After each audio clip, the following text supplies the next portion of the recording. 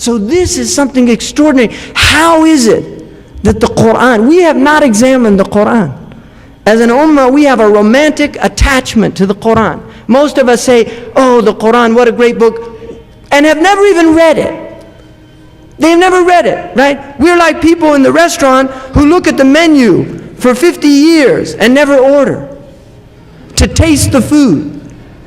We just look at the headlines, right?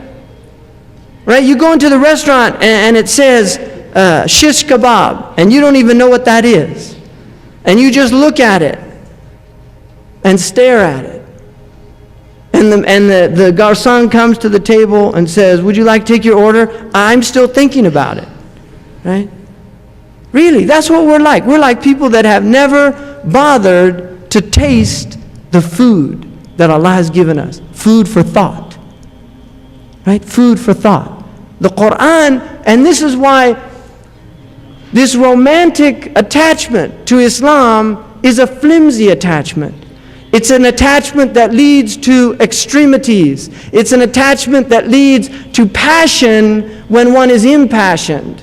And passion, as every ancient Arab knows, is something that is incompatible with the intellect.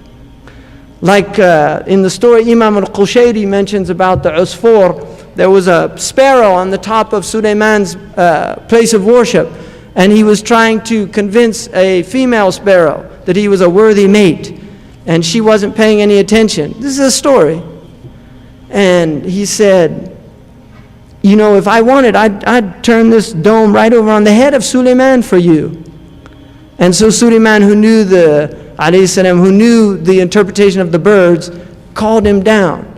And he comes down, he's all shaking, and his little sparrow heart's beating. And he says, Sulaiman ﷺ says to him, what made you say that ridiculous remark? And the sparrow said, oh, Prophet of Allah, don't you know that lovers are never taken into account for what they say in the presence of their beloved? Right? In other words, I was in a state of passion. You can't take me into account.